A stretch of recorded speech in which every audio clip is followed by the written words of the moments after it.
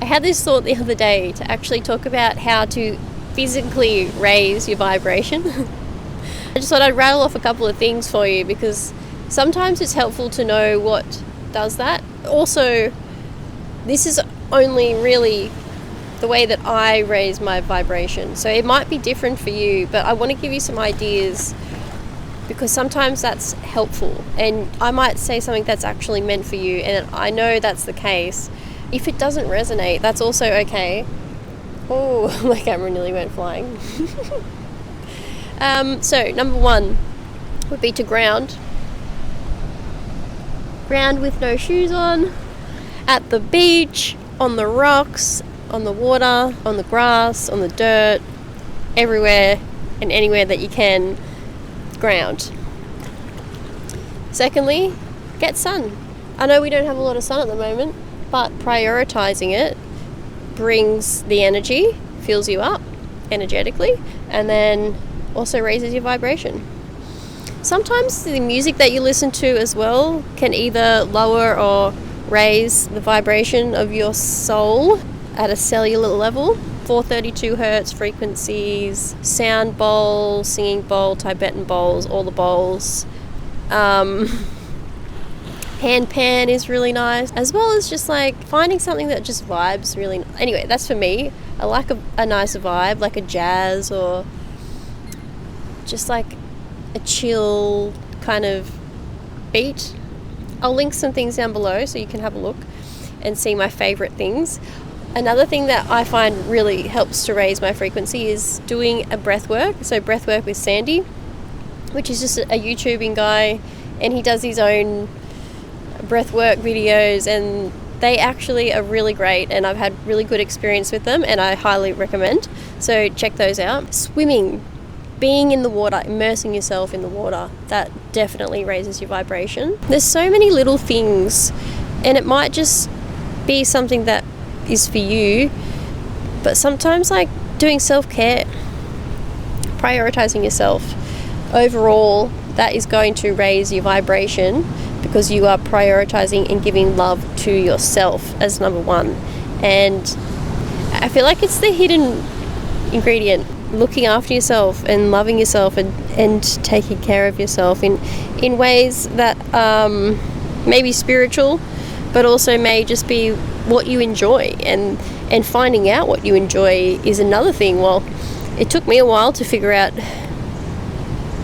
number one, who I am, and number two, what I actually enjoy and like in my life, what makes me happy. I've been discovering that over the last few years, and I feel like I've really tapped into my inner child, my inner self, and yeah, what makes me genuinely happy. And for me, it's listening to music, different musics, depending. It doesn't have to always be a high frequency music.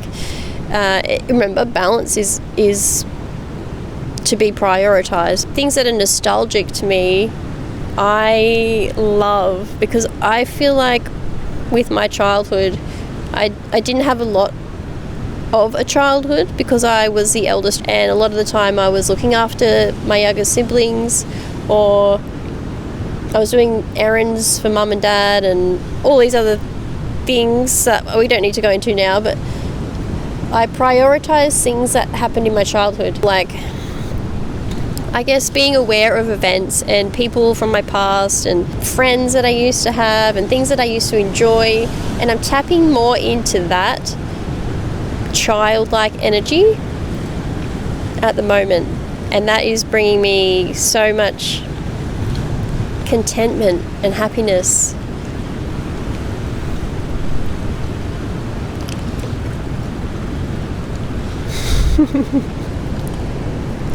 Have you tapped into your childhood yet? There's so much to discover, and I think I blocked a lot of it out because I had this umbrella over my head saying, this is shit, my life is shit, my family is shit, the world owes me this, and it's like all just felt, when I was in that space, negative.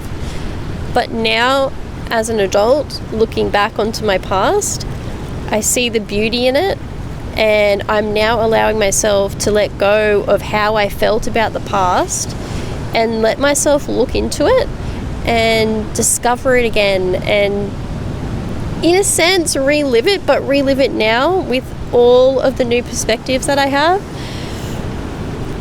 Highly recommend looking into your childhood self, especially if it's something that you've neglected or don't remember, because I didn't remember a lot of my past, a lot of my child history, but being open to it and being aware of different things and how they relate to your childhood really, like, it illuminates the path. And as you unlock a new section,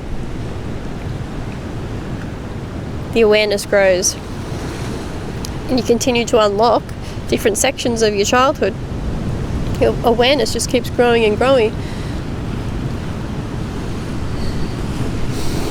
and you keep finding little pieces of yourself, like pieces of the puzzle that you yet to unlock and find. I just feel so lucky to be here. Like, there's no one here. This is a beautiful place. And there's so many rocks. Like, I wouldn't care if there were people here. I was filming before and there was a little old couple walking past. It's just really nice. It's nice to be here. It's nice to be here with you guys too, and like share this experience. I hope that you're enjoying these videos, and I hope that you're getting something out of them. Also, I'm really sorry about my hair. It's just so all over the place. I feel like it needs another wash. Gosh.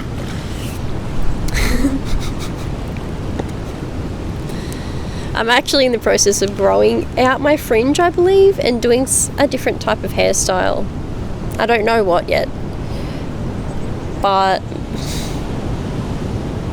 it will come to me. But I feel the change coming. I feel the change coming in my external environment, and knowing that makes me excited. So I almost induce change a little bit by creating it for myself. So say, example, cutting my hair, trimming my fringe, cleaning my room, rearranging my space.